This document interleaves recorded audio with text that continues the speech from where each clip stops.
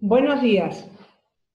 Ya supongo que me están escuchando. No sé si hay alguien acá presente y quiera dar alguna señal. En todo caso, escriban, ya les digo al chat, para que me pueda enterar.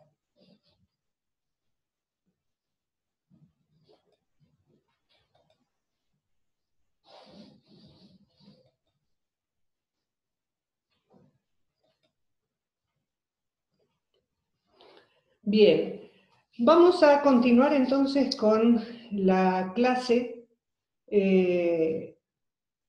Realmente esto de estar hablándoles en este momento y no saber si me están escuchando y si lo estoy grabando, me resulta realmente incómodo. Me pone más nerviosa que tantos años dando clases en la facultad. Bien, habíamos estado hablando la clase pasada, en los dos videos que les pasé la semana pasada, les estuve hablando de cuáles son los marcos en los cuales quiero inscribir esta cátedra, el marco teórico sobre el que me apoyo al dar esta cátedra, y precisamente habíamos hablado de las 5 premisas con las que yo me manejo. Desde ya, supongo que ustedes ya hoy se enteraron, ya tuvieron alguna clase o recibieron el material de la clase de Gavita, los que fueron a la mañana, y los que fueron virtualmente a la clase de la mañana ya la habrán recibido. En realidad, todo esto es muy nuevo, como les decía la clase pasada. No me había animado a hablarlo, a decirlo en directo, esta vez lo intento y no sé realmente cuando terminemos hoy si quedó bien. Pero bueno, espero que después cualquier cosa se los pueda compartir lo que estoy grabando. Bien, les decía entonces que si subimos acá, si compartimos entonces esta planilla, esta imagen que tenemos acá, teníamos cuál es el desarrollo de nuestra asignatura, entonces, marcado dentro de este marco de referencia, partiendo de la base de que la geografía es una ciencia social, y que por más que estemos hablando de geografía física, no por eso vamos a pensar que estamos fuera de lo social, porque no podemos entender una geografía sin su parte física y sin su parte humana. Tenemos que ver precisamente esa mirada ambiental. Y cualquier división que encontremos tiene que ver con fines académicos exclusivamente. Pero lo que nos habíamos quedado pendientes era de esta premisa número 5, que es abordar determinadas problemáticas geológicas y geomorfológicas, que son el contenido de esta materia, teniendo en cuenta la teoría social del riesgo. Porque, como les explicaba el otro día, los eventos naturales, cuando ocurren, están relacionados, una cosa es el evento y otra cosa es el riesgo, o es el peligro, o en todo caso, tenemos que ver entonces cómo es el ambiente social, político y económico. Veamos acá. Yo no sé si esto que está acá, ustedes lo ven. Si quedará grabado o no quedará grabado algo que estoy viendo en este momento. Bien. En realidad, chicos, con el enfoque tradicional de la materia, como se ha dado normalmente, los contenidos yo les decía que se centraban en el estudio de temas y de procesos geológicos y geomorfológicos, si bien básicamente lo que nosotros estudiamos es la superficie de la Tierra, es decir, todo lo que tiene que ver con la geomorfología, las formas de la Tierra. Geomorfología, como les explicaba, es el estudio de las formas de la Tierra. Necesitamos para entenderla ciertos conocimientos geológicos. Y en general, básicamente, habíamos nombrado a Hutton, que propuso la teoría uniformista.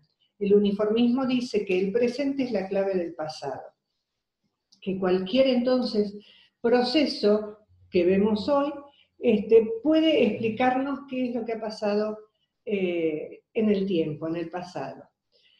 Y les nombré la semana pasada a estos dos autores, Darboux y Lütgens. El libro nuestro de cabecera, Ciencias de la Tierra, lo van a ver como material obligatorio para preparar la materia, y justamente también es el libro de consulta que utilizan en la Facultad de Ciencias Naturales. Ellos afirman con respecto a los principios del uniformismo. Dicen ellos, de hecho nos damos cuenta con más fuerza que nunca de que el presente nos permite una percepción del pasado y que las leyes físicas, químicas y biológicas que gobiernan los procesos geológicos se mantienen invariables a lo largo del tiempo. Sin embargo, también entendemos que esta doctrina no debería tomarse demasiado al pie de la letra. Cuando se dice que en el pasado los procesos geológicos fueron los mismos que los que operan en la actualidad, no se pretende sugerir que tuvieran siempre la misma importancia relativa o que actuaran precisamente a la misma velocidad. Además, algunos procesos geológicos importantes no pueden observarse en la actualidad, pero hay pruebas fehacientes de que suceden. Precisamente, entonces, no niegan el principio del uniformismo, ellos consideran que sigue vigente, pero que obviamente las escalas pueden variar, las magnitudes pueden variar, pero siempre estamos aceptando ese principio de uniformismo. Sin embargo, ese es el enfoque tradicional, ese es un enfoque desde lo natural. Nosotros, como dijimos, partimos de la base que somos una ciencia social, la geografía es una ciencia social.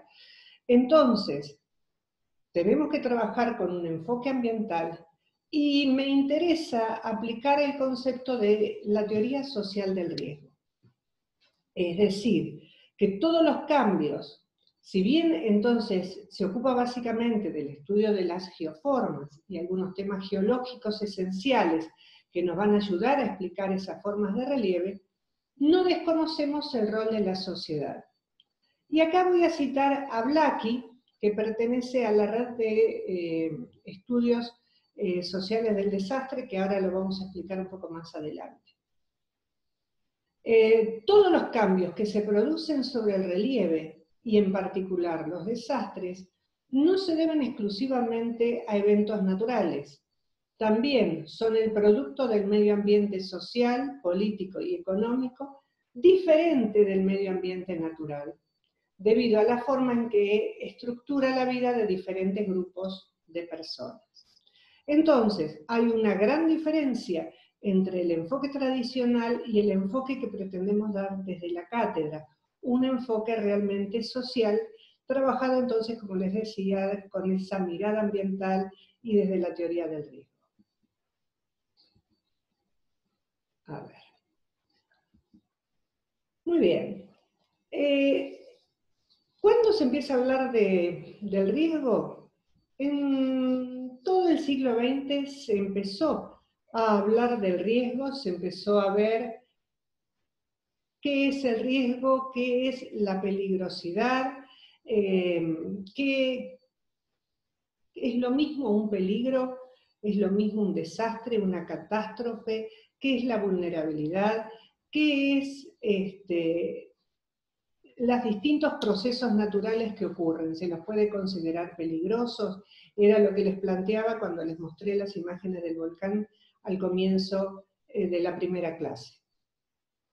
Hubo toda una evolución por parte de las ciencias naturales, de las ciencias aplicadas, pero también hubo avances desde las ciencias más sociales.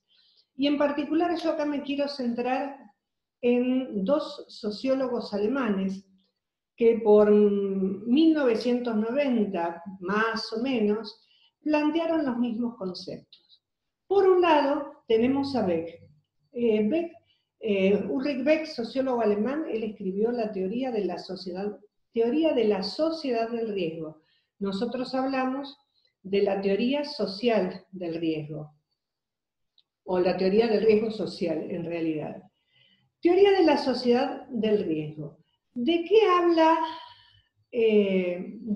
Beck? Precisamente se refiere a una sociedad del riesgo. Dice él, nosotros vivimos en una sociedad del riesgo, donde la producción genera automáticamente nuevos riesgos.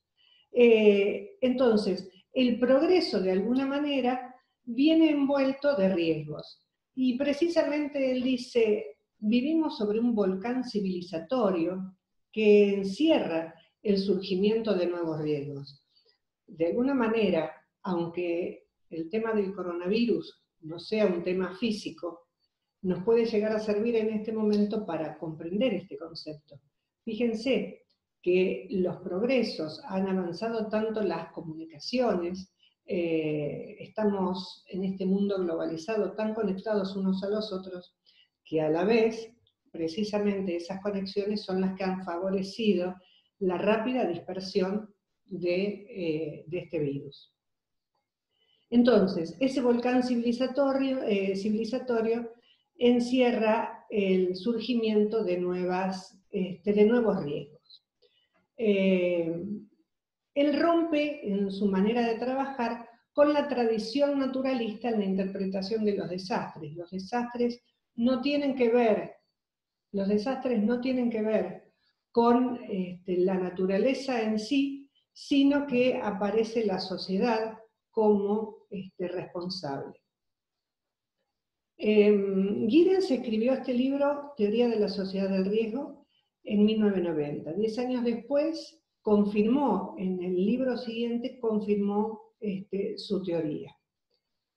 Pero por otro lado, otro sociólogo alemán, Giddens, también él escribió un par de libros. Uno de ellos se llama Un mundo desbocado, ¿sí? Piensen ustedes en la imagen de un caballo desbocado, un caballo que perdió el control, y volvamos a tener una idea o referirnos al coronavirus. Se ha descontrolado, nadie sabe cómo manejarlo a partir de algo que se disparó en un momento. Giddens afirma que el mundo hoy no se parece mucho al que se pronosticó. En lugar de estar cada vez más bajo nuestro control, parece fuera de él, un mundo desbocado. Considera que ciencia y tecnología luchan por contrarrestar los riesgos que ellos mismos crearon y que muchos de los riesgos e incertidumbres nuevos nos afectan independientemente de dónde vivamos y de lo privilegiados o marginados que seamos. Fíjense, él acá habla nos plantea una palabra nueva, incertidumbres. Ya vamos a ver qué es. Dice, nos afectan independientemente de donde vivamos y de lo privilegiados o marginados que seamos. De alguna manera, siempre tomando el ejemplo del coronavirus, fíjense que todos estamos corriendo el mismo riesgo de estar afectados. Habla de incertidumbre. Hasta ahora normalmente las ciencias que buscaron certezas. En los últimos años estamos viendo que los científicos los científicos, sobre todo la parte desde lo social, se ve que esa búsqueda de certezas no es real, porque no todo es certezas. Al contrario, hay un gran número de incertidumbres, de desconocimiento, de no saber qué es lo que puede llegar a pasar. Bien, estos dos sociólogos se refieren entonces a una sociedad que está globalizada, el mundo está globalizado, y dicen en constante riesgo como consecuencia del desarrollo técnico-económico mismo. Pero en ambos, lo que vemos, en ambos teóricos, se observa una visión pesimista del futuro de la humanidad. Ellos utilizan conceptos en sus trabajos, lo dicen directamente o no, la palabra peligro, la palabra amenaza, vulnerabilidad, riesgo, incertidumbre, que ahora vamos a ir analizándolos. Acá a ver si corro esto. Ahí. Bien. En la Argentina estos conceptos de Beck y de Giddens fueron seguidos por Morello, Hardoy, Herzer, Nathanson, que en un principio trabajaron juntos. Todo un grupo de investigadores que fueron trabajando juntos y que en determinado momento se separaron y siguieron dos líneas de investigación. Por un lado tenemos la Red de Estudios Sociales de Prevención de Desastres en América Latina. Un título muy largo, por lo tanto, siempre se lo conoce como la red. Cada vez que ustedes escuchen hablar de la red, estamos hablando de esta Red de Estudios Sociales de Prevención de Desastres en América Latina. Hace un momento, en la filmina anterior, les había hablado de Blackie. Blackie es uno de los teóricos más importantes que trabajan dentro de este grupo de la red, pero también hay muchos otros investigadores que están trabajando, fíjense acá dice desde 1992, enredando y desenredando, de ahí el nombre de la red, las instituciones y los profesionales que están estudiando todo esto relacionado con el riesgo. Por el otro lado, tenemos a la doctora Claudia Nathanson, que trabaja en la Universidad de Buenos Aires, que es la creadora de la teoría social del riesgo. Ella la presenta por primera vez en 1994, la red 1992, fíjense que más o menos son contemporáneos. Nosotros, dentro acá de nuestra universidad, lo conocemos de la mano de la doctora María Isabel Andrade, que durante muchos años, y hasta 2 años pasados, tuvo cargo de Geografía Física Argentina. Ella fue la que trajo las ideas de la teoría social del riesgo, porque había trabajado en forma colaborativa precisamente con Claudia Nathanson, aunque después siguieron también ellas caminos diferentes. Esta doctora, Nathanson, elabora su teoría social del riesgo y en 2015 la enriquece con nuevos conceptos. Acá me aparece un cuadro que yo lo quiero sacar, por eso estoy, a ver, no sé si es que quieren hablar alguno de ustedes. Bueno. Y acá, ¿qué tenemos? Teo Ojeda. ¿Ves acá alguien me ha aparecido? ¿Nos ha aparecido alguien por acá que quiere participar? Bien. Bueno, espero que ustedes me sigan escuchando por este medio. Bien. Tenemos entonces la red de estudios sociales y tenemos la teoría social del riesgo. A ver. Hola. Hola.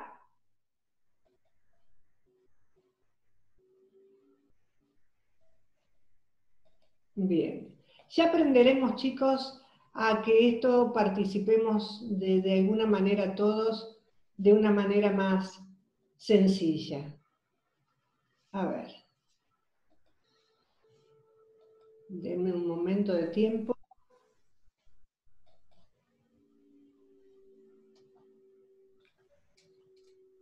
Bien. Bueno, sigamos con la explicación porque no sé si alguien me quiere escribir algo y ya no veo acá siquiera en la pantalla. La teoría social del riesgo y la red parten de la fuente previa que, como les comenté hace un momento, ya en el siglo XX se planteaba, se hablaba del riesgo y se lo llegó a definir al riesgo como el producto de la peligrosidad por la exposición, por la vulnerabilidad. Es decir, que hay riesgo cuando hay un peligro, hay una exposición y hay una vulnerabilidad. Bien, ¿qué es el peligro? El peligro, el potencial de peligro tiene que ver con los procesos que pueden afectar a una población. Lo vamos a ver mejor después, pero ahí tenemos eso, lo que es la peligrosidad, es ese potencial de peligro. ¿Qué es la exposición? Son las personas y bienes que pueden ser dañados. ¿Qué es la vulnerabilidad? La vulnerabilidad es la posibilidad de sufrir daño y tener dificultades para recuperarnos de esa situación. Esto es, acá me sigue apareciendo un cuadro, chicos. No.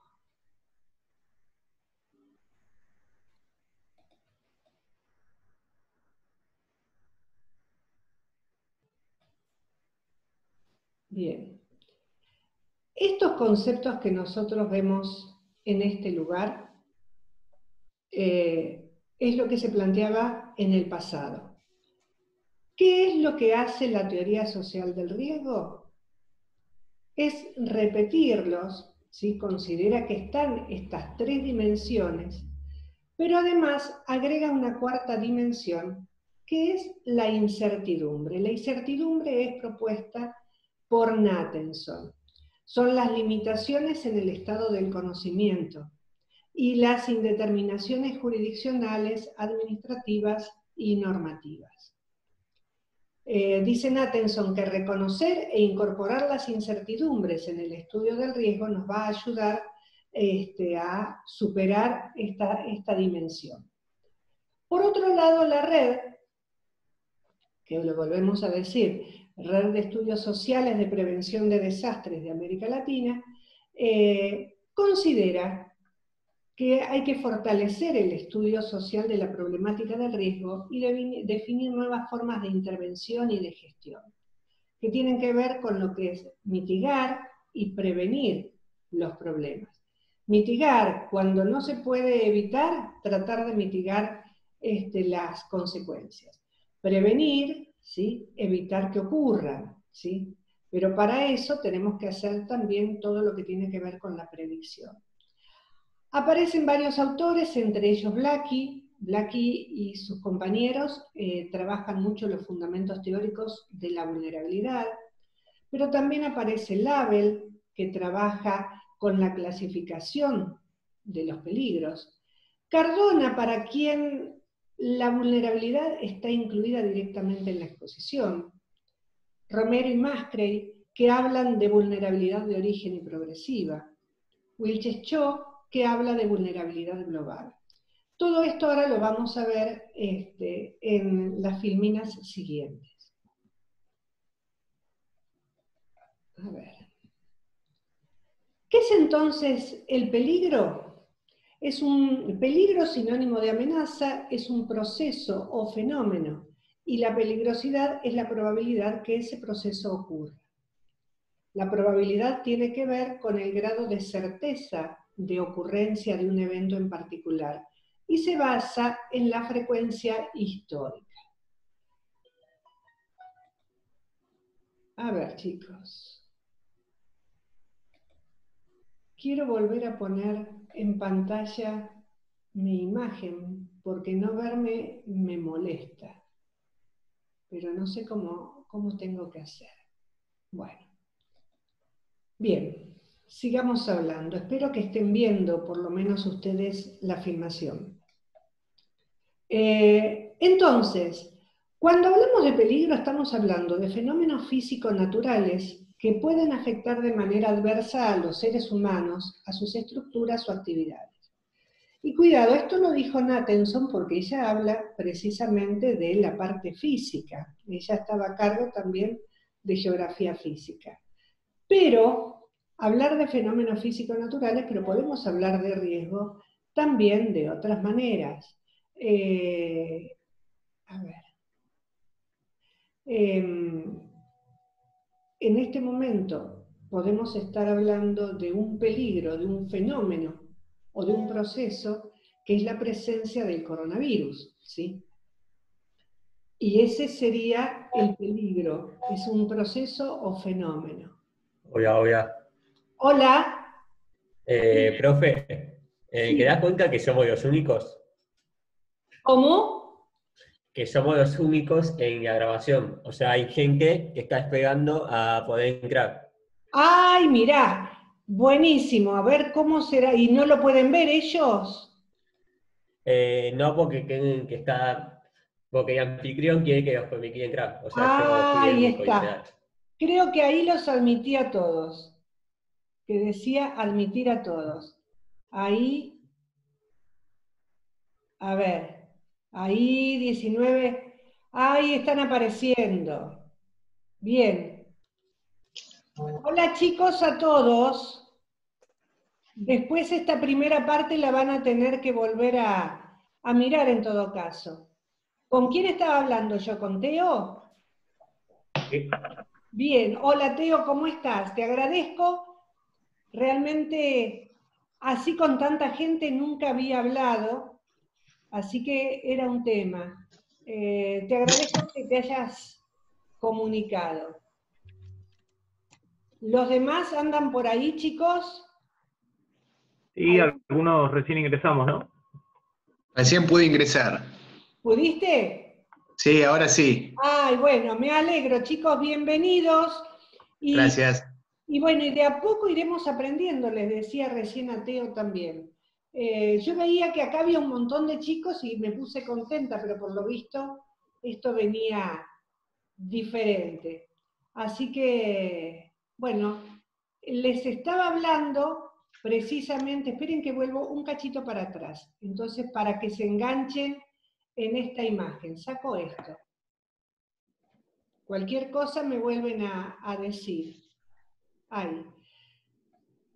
Les había hablado, ahí está, les había hablado que en la teoría social del riesgo, entonces, ahora lo voy a explicar mejor, pero originalmente trabajábamos con estas fuentes previas, que el riesgo es el producto de la peligrosidad por la exposición, por la vulnerabilidad, y habíamos visto también, se los expliqué hace un momento, que Nathanson, con su teoría social del riesgo, que es la línea de trabajo que básicamente seguimos, considera la misma fórmula, fíjense ustedes, pero también la multiplica por la incertidumbre, es decir, en las limitaciones en el estado del conocimiento actual.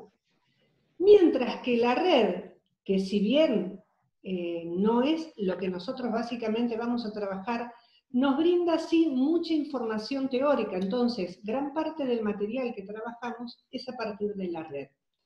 Para ellos se simplifica la fórmula porque tenemos la peligrosidad por la vulnerabilidad, porque como dice Cardona, la vulnerabilidad, la exposición está implícita en la vulnerabilidad, ¿sí? Entonces, a partir de eso, les empecé a hablar del peligro o la amenaza, les hablé del coronavirus como un peligro, ¿sí? Es un fenómeno, en este caso no es físico-natural, que puede afectar de manera adversa a los seres humanos. Fíjense entonces que para que hablemos de un peligro, necesitamos que haya gente. Si no hay gente, si no hay seres humanos, no hay peligro.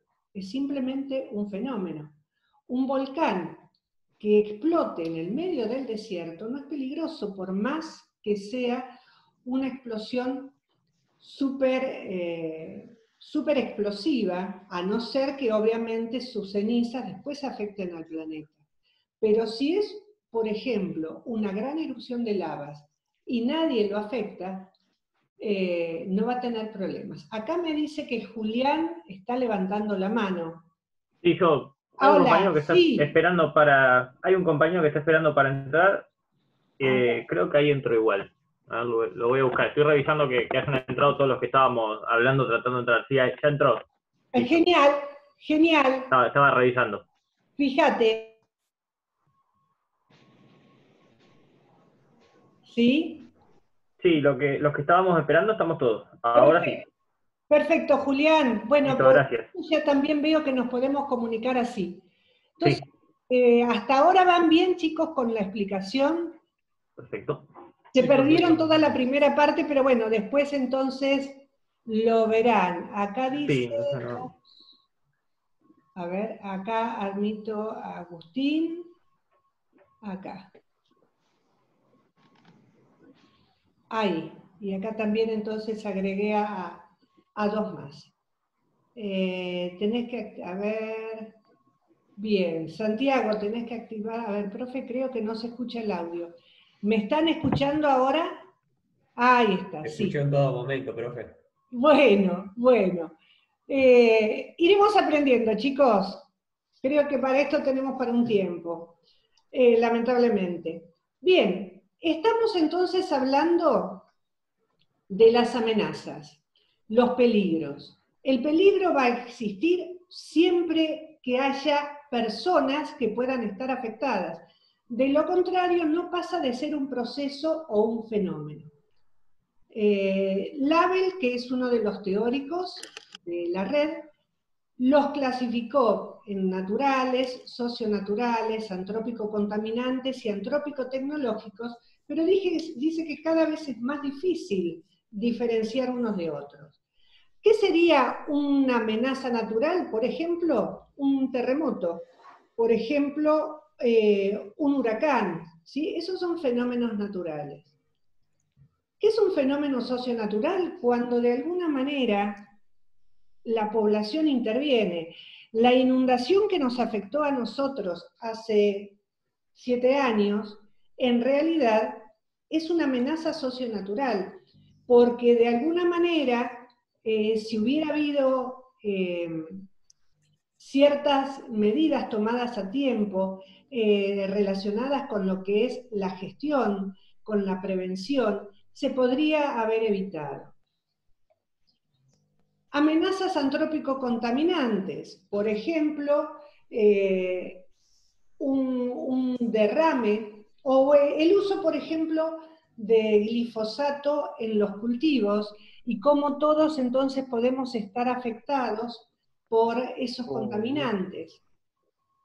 ¿Cómo no va a tener que ver la comida? A ver, hola, acá, a ver. Sí, ¿quién quería hablar? No. ¿Emilio? No. No. Bien. Y antrópico-tecnológicas, que tienen que ver entonces con qué, con los procesos, dice, de producción y distribución industrial, las dotaciones de infraestructura urbana, por ejemplo, lo que es un embalse, la construcción de un dique y un embalse respectivo puede generar un peligro, una amenaza de tipo tecnológica, por ejemplo, a que pudiera romperse o que pudiera generar inconvenientes como los sismos que son inducidos en donde hay embalses. Si pasamos a la próxima filmina. Ahí. La exposición. ¿Qué es la exposición? Es decir, es todo aquello que está frente al peligro. ¿Sí? Exposición y peligro van de la mano. Si hay exposición y no hay peligro, no hay riesgo. Si hay un fenómeno, como puede ser, les decía, un sismo o un volcán, y no hay población que pueda ser afectada, no hay riesgo. Necesitamos que esté la amenaza, que esté el proceso o el fenómeno, pero también necesitamos gente, y cuando hablamos de gente, hablamos tanto de la presencia humana directa, como de los campos, es decir, de todo lo que es la actividad rural o las construcciones urbanas, ¿sí? Ahora, Cardona, como les decía, propone eliminar la variable exposición porque la considera implícita dentro de la vulnerabilidad. Y acá aparece la vulnerabilidad, es decir, hay distintas definiciones, pero hablamos de vulnerabilidad cuando hablamos, entonces decíamos, de esa susceptibilidad a sufrir determinadas características. Por ejemplo, bueno, Blackie dice que el teórico de la red dice que tiene que ver con las características de una persona o grupo desde el punto de vista de su capacidad para anticipar, sobrevivir, resistir y recuperarse del impacto de una amenaza natural. Vuelvo a decirles, todos están hablando acá de referencias naturales y yo estoy tomando el ejemplo del coronavirus porque me parece que también podemos hablar de lo mismo. En realidad, estamos hablando de algo, de una enfermedad, de un virus que genera enfermedades, ¿sí? Ahí está el potencial de peligro, pero para que se difunda necesitamos gente. De ahí que nos están pidiendo a todos que nos quedemos en casa, porque es que esa gente no se exponga al virus. Acá estamos justo viendo perfectamente esa comparación. Después vamos a explicar mejor qué significa esa vulnerabilidad de origen y esa vulnerabilidad progresiva. Pero, por ejemplo, ¿qué es una vulnerabilidad de origen? Si en una zona de terremotos yo construyo mi casa con métodos antisísmicos, tengo menos riesgos de ser vulnerable al temblor si mi casa está hecha sin esos cimientos especiales. Yo ahí tengo una vulnerabilidad de origen, mientras que la vulnerabilidad progresiva tiene que ver con el desgaste con el paso del tiempo. Y Wilczek habla en particular de una vulnerabilidad global, que dice, son distintos niveles de vulnerabilidad que no necesariamente tenemos que separarlos. Normalmente decimos, esto es vulnerable, pero se puede ir analizando parte por parte. Y ahora nos volvemos a encontrar con el tema del coronavirus. Decíamos, todos estamos expuestos en este momento a un virus y a su difusión. Todos estamos expuestos. ¿Qué podemos hacer? Cuidarnos, quedarnos en casa en la medida de lo posible. Ahora bien, ¿qué sucede? Todos tenemos la misma vulnerabilidad. Y acá habla de una vulnerabilidad económica. Obviamente, la persona que dispone de cierto nivel económico y que puede comprarse todo lo que necesita y aislarse, no es lo mismo que aquella persona que trabaja día a día, que hace changas para vivir y que necesita salir a la calle porque no tiene un peso. Entonces, su vulnerabilidad es mayor. Hay una vulnerabilidad hasta ideológica. Esa gente que dicen, a mí qué me importa el virus, a mí no me va a pasar nada. Se creen que están por encima de todo eso, que las medidas de prevención que se tomaron acá son demasiado profundas. Fíjense lo que ha pasado en los lugares donde eso no se ha tomado. Lo mismo podríamos hablar de esa vulnerabilidad ideológica con el que cree o no cree que hay que vacunarse, ¿sí? Hablando de de otras enfermedades incluso. Y así podemos hablar de las otras vulnerabilidades. En particular, sabemos que respecto del virus hay una vulnerabilidad que tiene que ver con los grupos de riesgo. Hay una vulnerabilidad etaria, ¿sí? Que tiene que ver con los que somos mayores de determinada edad, yo tengo 65. Y también una vulnerabilidad que tiene que ver con las enfermedades que uno ya trae y que predisponen a que el virus lo pueda afectar más.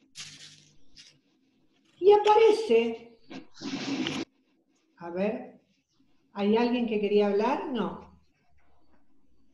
Acá hay más gente que se quería agregar. Ahí está. Y aparece el concepto de incertidumbre, que como les decía, tira abajo el concepto de certeza que busca la ciencia, ¿sí? ¿Qué es la incertidumbre? Hay dos incertidumbres. La podemos hablar, mejor dicho, de dos partes de esa incertidumbre. Una incertidumbre técnica que tiene que ver con lo que sabemos de algo, y una incertidumbre social que tiene que ver con todo lo que es la parte de leyes, de decretos, de reglamentos, de aspectos normativos. Entonces, apliquémoslos de vuelta al tema del coronavirus.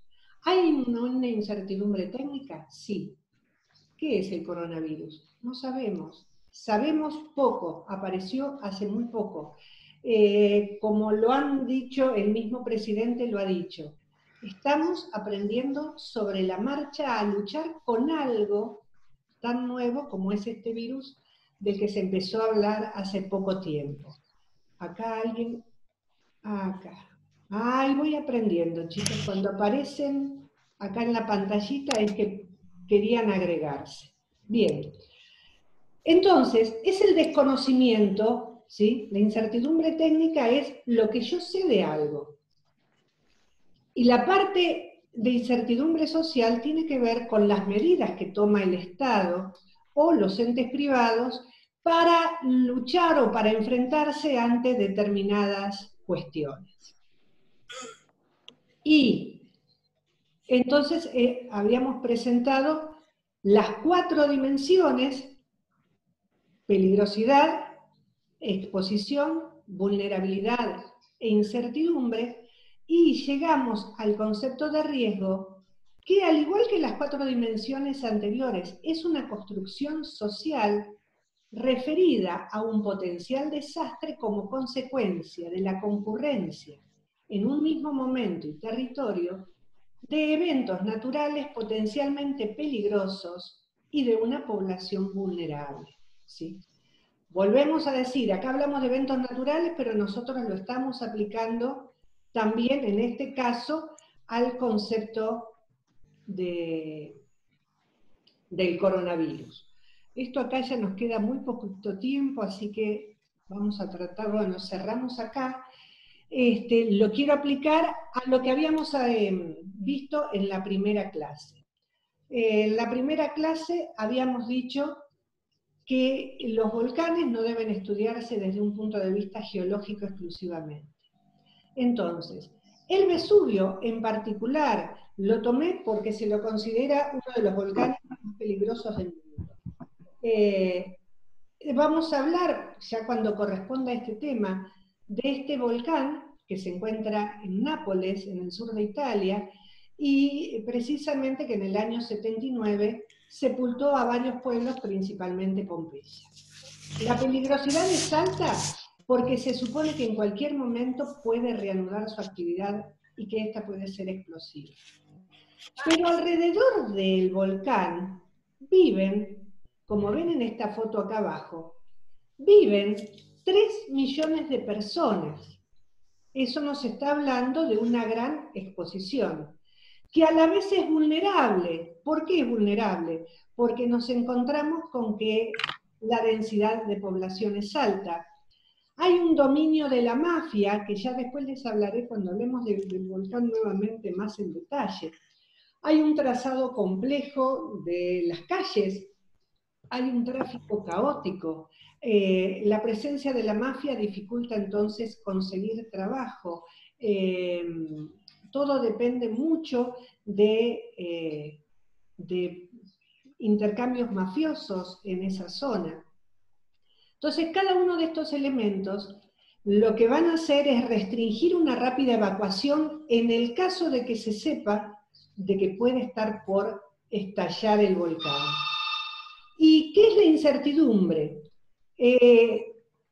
Posee el volcán más antiguo, justo sonó el teléfono y me distraje.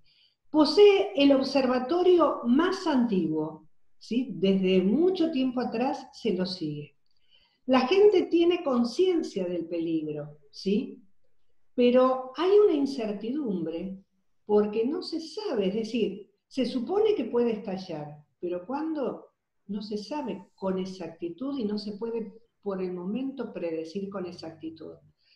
Y las leyes están muy limitadas por el tema, afectadas por la presencia de la mafia en toda esa zona. Entonces, el análisis de estas 4 dimensiones nos lleva a considerar al Vesubio y a sus alrededores como una de las áreas con mayor riesgo volcánico del mundo.